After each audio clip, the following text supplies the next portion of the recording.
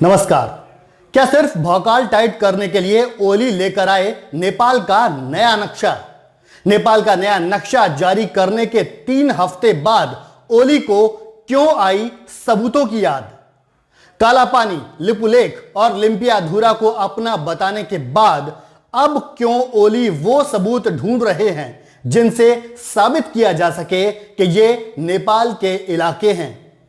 इन 3 इलाकों से जुड़े ऐतिहासिक तथ्यों और सबूतों को जुटाने के लिए ओली ने क्यों बनाई 9 एक्सपर्ट्स की टीम? अगर आप जानना चाहते हैं इन सभी सवालों के जवाब तो इस वीडियो को देखिए आखिर तक और इस चैनल को सब्सक्राइब कर लीजिए अभी। और अगर आपने ऐसा नहीं किया तो ओली एक टीम आपके इलाके में भी भेज देंगे और इंक्वायरी बिठा देंगे कि कहीं आपका घर भी तो नेपाल का हिस्सा नहीं था। अगर आपको किसी जमीन की रजिस्ट्री करानी हो तो आप क्या करेंगे? आप रजिस्ट्री के लिए जाने से पहले एक चेकलिस्ट बनाएंगे, सारे कागजात को अच्छे से चेक करेंगे और निश्चिंत होने के बाद ही रजिस्ट्री कराने के लिए घर से बाहर निकलेंगे। आप ऐसा तो नहीं ही करेंगे कि पहले दुनिया भर में ढोल पिटवा देंगे कि फलां जमीन मेरी है और उसके बाद तलाशेंगे कि जमीन के मालिकाना हक के कागजात आपके पास हैं भी या नहीं। नेपाल के प्रधानमंत्री केपी शर्मा ओली आजकल कुछ ऐसा ही कर रहे हैं। पहले तो उन्होंने नेपाल का नया नक्शा जारी कर दिया। इसमें भारत के कुछ इलाकों जैसे कि लिम्पियाधुरा, काला पानी और लिपुलेख को नेपाल का हिस्सा बता दिया। और इसके करीब 20 दिन बाद उन्हें यह याद आया कि इसके बारे में सच्चाई और इतिहास तो वो जानते ही नहीं।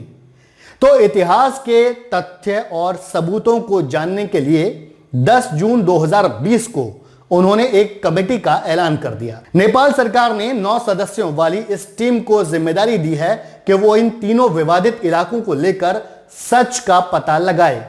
जबकि पहले खुद ओली और उनके मंत्रियों ने दावा किया था कि नेपाल का जो क्लेम है वो ऐतिहासिक तथ्यों पर आधारित है। ओली जी से सवाल यह है कि जब आपको पता ही नहीं कि सच क्या है तो इतना भौकाल मचाने की जरूरत क्या थी? जब आप नक्शा जारी कर चुके हैं तो यह टीम क्यों बनाई है? यह टीम बनाना सीधे सीधे साबित करता है कि खुद नेपाल काला पानी, लिपुलेख और लिम्पियाधुरा पर दावे को लेकर आश्वस्त नहीं है। और अगर आप आश्वस्त ही नहीं हैं तो नक्शे में इन तीनों जगहों को शामिल करने की जरूरत क्या थी? अगर यह टीम कह देती है कि इतिहास में ऐसा कोई सबूत नहीं है कि ये तीनों इलाके नेपाल के थे तो फिर आप क्या करेंगे? क्या नेपाल सरकार नक्शा वापस लेगी? क्या यह नक्शा वापस लिया जाएगा? और रही बात उस सबसे बड़े सबूत की जिसका हवाला नेपाल बार बार इन तीनों इलाकों पर दावा जताने के लिए करता रहा है तो वो है 1816 की सुगौली संधि जो अंग्रेजों और नेपाल के बीच हुई थी। लेकिन नेपाल इसके बाद भारत की आजादी के बाद नेपाल और भारत में हुई 1950 की treaty of peace and friendship को भूल जाता है।